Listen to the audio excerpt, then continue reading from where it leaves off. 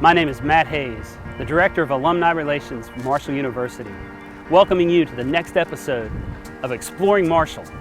In today's episode, we are dreaming big and reaching for the stars, exploring new spaces on our campus, and looking into brand new spaces that are almost about to be a reality, like right where I'm standing right now. This will be the home of Marshall baseball in the very near future.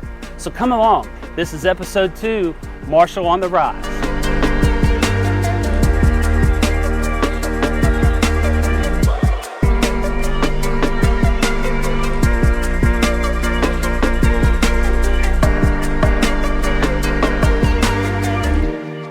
Our first stop today is right here at Brad D. Smith Foundation Hall, home of the Erickson Alumni Center.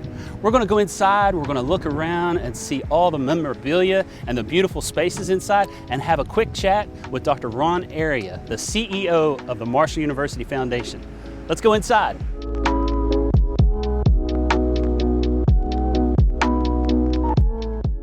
This building is beautiful inside and out. The architectural features are as eye-catching as the numerous showcases filled with collectibles from Marshall's history. Space is dedicated to displaying We Are Marshall movie memorabilia, items actually used in the making of the movie. Without further ado, allow me to introduce my boss, our fearless leader, the Commander-in-Chief of Development at Marshall University, Dr. Ron Area. It is a joy working for Ron. He has assembled a fantastic team of dedicated individuals here at the Foundation. The culture he has created makes this a very special place to work. Well, the Foundation exists to support the university. So we are a separate corporation, 501c3, and we exist to bring in, deposit, manage private gifts for the university. And we've been around since 1946. Aggressive fundraising didn't really occur until the mid-1990s. And we have a full staff, including the alumni relations, of about 32 individuals. And most of the fundraising is done by our development officers. We've got 9 of them. And we're raising approximately $20 to $30 million a year. And for the benefit of Marshall University, we manage about 25 different accounts. But we exist to support all the activities of Marshall University. You know, right now we are in the middle of one of Marshall's first ever comprehensive campaigns. Let's talk about that. So it's called Marshall Rises. And tell us a little bit more about what the campaign involves, where we're at, and what's coming up next. Okay. Well, first of all, we went back and worked very closely with the university on its top priorities. And its top priorities were student enhancement, academic programs, research, capital projects, and community partnerships. So we worked together with the university to put together a plan to raise private support over 5 years or so to manage and add resources, significant resources to the university. We set a goal of $150 million, and an aggressive goal. Right. We're at $123.6 million right now, 82% of what our goal is. I feel that we'll probably sail by this by maybe next year at this time. We're going to celebrate that, and then we're going to continue to rise because the need is still there for major endowments, for faculty-related programs, academic programs, and definitely need-based scholarships. Dr. Area, thank you so much. Ron's energy and passion for Marshall lights up the room. It's easy to see why the university has come so far in its ability to raise private funds under his leadership. Our next stop is North and South Residence Halls. Constructed at the same time and located in close proximity to the Twin Towers, North and South Halls are spaces designed to house first-year students. My good friend Derek is here to tell us more about the space. How you doing, man? I'm doing all right. How about yourself? I'm great. Tell us about the renovations, the new spaces here that are available for our students. Absolutely. So we're in first year South. Both South and North are mirror images of each other, both built in 2008, so about 12 years old right now. The spaces are first year only, so all only first-year students live here. It is co-ed. It is a double room with a private bathroom for students. A lot of our activities are meant to help them get to not only know one another, but get to know the campus. That could be arts and crafts, that could be things about different resources, trying to bring people in to tell them about what all Marshall offers. Again, just to get them acclimated to campus life is what we focus on. It makes spaces like this so important to Marshall's campus, offering students a safe and supportive environment where relationships can be formed and students can establish a strong foundation toward pursuing their educational goals. Activities and support services for students are extremely critical for student and university success, especially now during this pandemic season. No one knows this better than my very good friend, Mr. Matt James. Our jobs in student affairs have never been more important. When you think about really the role of student affairs is to support students, but also give them an experience while they're here. For the ones that are here, we're thankful to have the freshmen on campus. They're getting some semblance of a campus experience. And we're also seeing a lot of engagement virtually through our HerdLink online student involvement database. Believe it or not, students are pretty creative. And so even from a distance, we're seeing even more engagement, honestly, and more events registered than even last year. This year we had more students register for sorority recruitment than ever before, than this time last year. We're excited about that. And then with homecoming coming up, we have even more interest in homecoming court. So even though we don't have as many students on campus, the students are still, I think, pretty connected. It's awesome to hear the hard work being done to support students at Marshall University. Marshall's engineering program received a huge shot in the arm when the Weisberg Family Applied Engineering Complex opened in 2014. Many new academic programs have come to our campus as a result of this space being constructed. Today, we are going inside for a closer look at the hands-on learning taking place in Marshall's Cybersecurity and Information Assurance program. We've all heard of computer hackers, right? Students that earn this degree leave Marshall University as a trained hacker, but dedicated to using their superpowers and knowledge for the forces of good. It is essential for companies and organizations of all shapes and sizes to be able to protect intellectual property and proprietary information. So we're going to meet up with my good friend Josh Brunty. He is a professor in the digital forensics program here at Marshall University. And he's going to give us a look in one of his labs, and we're going to be able to see what the work that some of the students are doing today in their classroom. Let's go have a look. Hey, Josh. He is leading students through exercises in one of the many lab spaces where students use special tools and equipment to look deep into devices such as smartphones, tablets, and computers to uncover information that can help law enforcement solve crimes and support the prosecution of criminals in a court of law. Yeah, so it's a difficult process that we're trying to teach in this class to make it easy. So we're hoping to create, and we have some phenomenal students in here that really can take that mindset back out into the field, go to these agencies and these companies and say, I can unlock that Android device for you and get the evidence that you need for a particular case, whether it be a hacking case or a kidnapping or child exploitation, all these important cases we see. So they're kind of gathering that ability right now through the practicing and working with the data that they have right now. You can see they're going through the tool and trying to make heads or tails and just get a feeling of what's going on with the software. Recent graduates from this program now work for the CIA, FBI, companies of all shapes and sizes, even NASA. After the break, we will visit the space where Marshall students get their exercise and later have a chat with Marshall University Athletic Director Mike Hamrick.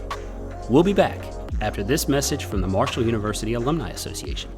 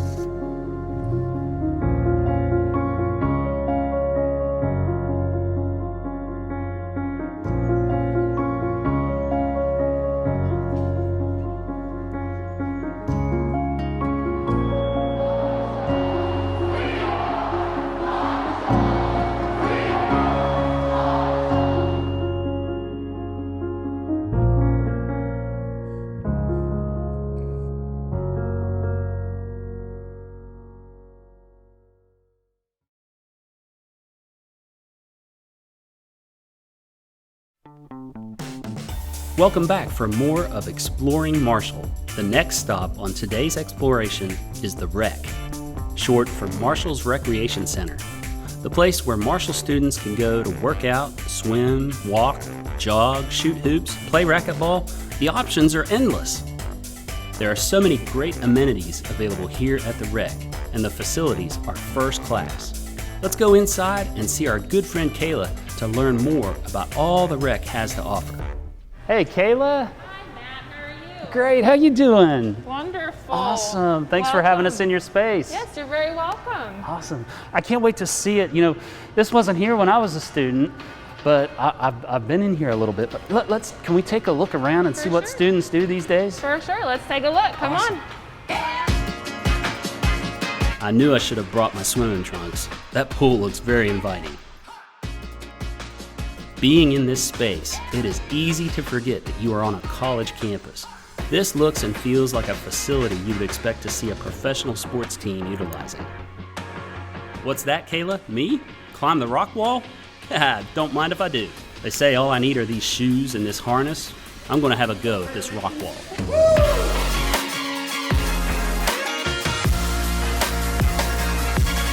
Wow, this is a lot harder than I expected it to be. There is something for everyone here at the Rec. Kayla, this was awesome. Thank you so much for your hospitality. Yes. Our next stop is a world-class facility for our student athletes. The Chris Klein Indoor Athletic Complex opened its doors in the fall of 2014. This facility hosts university track meets and has also been the site of numerous community-based athletic events. Don't take my word for it. Let's hear it from the man leading Marshall University's athletic programs, our very own Director of Athletics, Mr. Mike Hamrick. This is a beautiful space. Tell us a little bit more about this and when it was built. Well, this building was actually dedicated in September of 2014. It's probably as good an indoor facility, multi-purpose practice facility as anywhere in the country. It's, as we all know, it's named after the late Chris Klein, which was such a sad deal to lose Chris. He was such a good friend and a great supporter of Marshall athletics. But 2014, I can't believe it's been this long, but it's such a multi-purpose facility. 120-yard football field, 8-lane 300-meter track, batting cages, as you can see, we can release down. We have a very complicated netting system. You can actually hit golf balls and in here play softball, play baseball, take infield. So it's a very multi-purpose facility that serves our 400+ student athletes. And you mentioned our alumni and our donor base. You know, right now we're in the middle of a comprehensive campaign, Herd Rises, right? Yep. Tell us a little bit about your progress and what's coming up next in Herd Rises. Well, Herd Rises, as you know, Matt, is a part of Marshall Rises, a large capital campaign to help improve the facilities here and endowed scholarships and things we can do for our potential students and our future students at Marshall. The Herd Rises is simply, we've got to have a baseball stadium. We've had great baseball programs here for years. We've really never had a home. And we've purchased the property here behind us down 5th Avenue, and we really started off well in our fundraising with baseball. Again, we had to put a hold on it, a little bit of a pause, and I say pause with COVID, and we've got to get that baseball facility built. We have some issues in Golickson that we would like to improve that for a basketball practice facility for our men's and women's basketball team. Part of the campaign is to build the Hal Greer statue, which we should have put up years ago for the great Hal Greer, probably the greatest basketball player to ever play at Marshall University.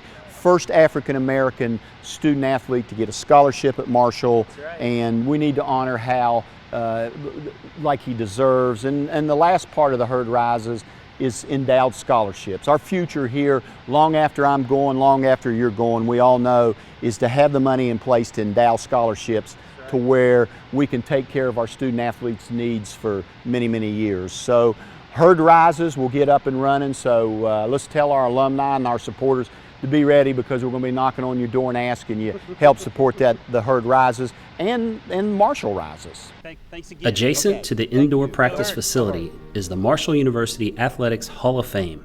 We're in the Chad Pennington Hall of Fame over here at the Marshall University Athletic Complex. And this is Marshall history, Marshall sports history through the ages. These are the greats, from Chad Pennington, Randy Moss, Byron Leftwich, back to Bobby Pruitt, Cam Henderson, all the greats that have made Marshall University athletics so reputable and so recognizable in the sports world today. And it's awesome to have all of this together in one place on display. Adjacent to the Athletic Hall of Fame is the Buck Harless Student Athlete Academic Advising Center. Marshall student athletes come here for tutoring, exam proctoring, virtual classes, and much more. I hope you've enjoyed this episode of Exploring Marshall. Join us next time when we journey off campus and have a look around Huntington at some favorite hotspots that Marshall students have enjoyed for decades. See you then. Go Herd!